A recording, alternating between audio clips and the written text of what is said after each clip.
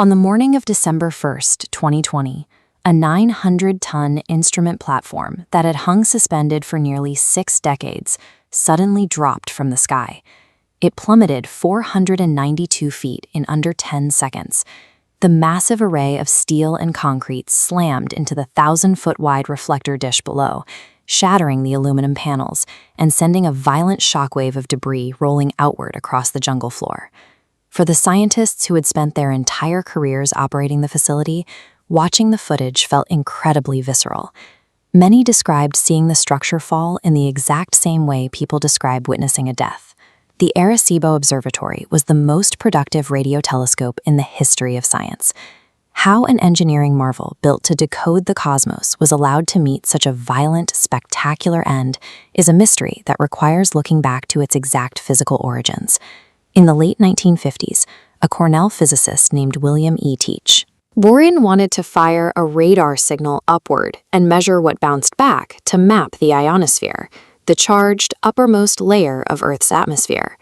To calculate the frequencies he needed, his receiving antenna had to be 1,000 feet across. Traditional radio telescopes were mounted on gimbals to physically tilt and rotate toward targets, but a moving structure that massive would simply buckle under its own weight. Gordon proposed fixing the reflector dish permanently to the ground. Finding the right terrain was the actual hurdle. Aerial surveys eventually identified a massive natural limestone sinkhole in northern Puerto Rico that possessed the exact right contours to hold a stationary 1,000-foot spherical bowl. Instead of moving the massive dish itself, a suspended receiver platform would hang far above it.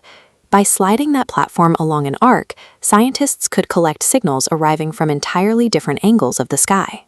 By utilizing the Earth's natural geology as the telescope's physical mount, Gordon solved a paralyzing constraint and built a structure far larger than conventional architecture permitted. But civilian science budgets could not cover the $9 million construction cost. To get the project off the paper, Gordon needed the U.S. Department of Defense, specifically their Advanced Research Projects Agency. The military had a highly urgent motive. Intercontinental ballistic missiles travel through the ionosphere on the way to their targets. Understanding how that charged layer affected guidance systems was strictly required to accurately predict the trajectories of incoming Soviet nuclear warheads. With military backing, construction crews carved into the jungle. They lined the sinkhole with nearly 40,000 aluminum panels and hoisted that 900-ton instrument platform almost 500 feet into the air, suspending it with just 18 main cables strung from 3 concrete towers. To protect all that steel from the relentless threat of Puerto Rico's tropical humidity, engineers continuously pumped dry air straight through the cable bundles to stave off internal corrosion. Humanity's most capable instrument for exploring the stars existed entirely because of the paranoia of atomic war. By 1969, the military handed ownership over to the National Science Foundation, and civilian researchers took the reins. Almost immediately, the telescope began correcting the scientific record. Every textbook claimed Mercury's day was 88 Earth days long, locking one side permanently toward the sun. Arecibo measured the planet's rotation directly and proved the actual length is 59 days. This image shows a radar map of Venus captured by the telescope in 1967. By penetrating the thick cloud cover of our neighboring planets, Arecibo delivered high-precision topographical data that no other facility on Earth could match. In 1974, researchers Russell Hulse and Joseph Taylor tracked a pair of collapsed spinning neutron stars locked in a tight, rapidly decaying orbit. The stars were bleeding energy away as invisible ripples in spacetime, delivering the very first physical proof of Einstein's gravitational waves and earning a Nobel Prize.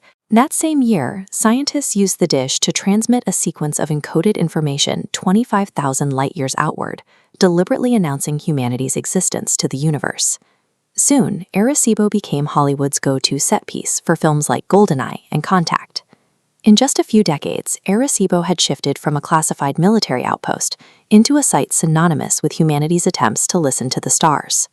But popularity did not translate to financial security. In 2006, the National Science Foundation implemented severe budget cuts across its astronomical divisions, dropping Arecibo's funding from $10.5 million down to $8 million. As the money shrank year by year, the operating budget was stretched incredibly thin. Essential continuous structural maintenance, especially in a hostile tropical environment, became an unaffordable luxury. In 2017, Hurricane Maria battered the facility with 155-mile-per-hour winds, tearing a line feed antenna loose and punching a hole straight through the panels. The hurricane damage was severe, but a far more subtle threat remained: zinc creep, a microscopic process hiding inside the aging hardware holding up the 900-ton platform. This funding gap left the observatory in a precarious position. While the NSF continued to support active data collection, the budget for the facility's underlying infrastructure was slowly stripped away.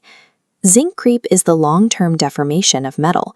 Over 6 decades of immense tension, the zinc inside the cable sockets slowly stretched like warm taffy. Because this occurred internally, visual inspections couldn't detect the damage.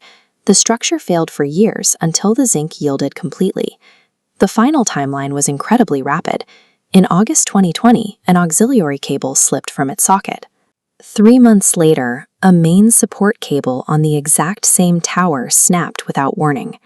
Engineers calculated that the remaining cables were holding loads far beyond their capacity, making an uncontrolled collapse a mathematical certainty.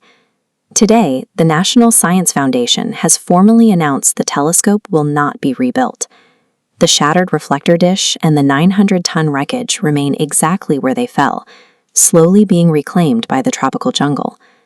We can design structures that reach out and map the furthest edges of the solar system, but if we abandon our commitment to actually maintain them, even our greatest achievements will eventually succumb to gravity.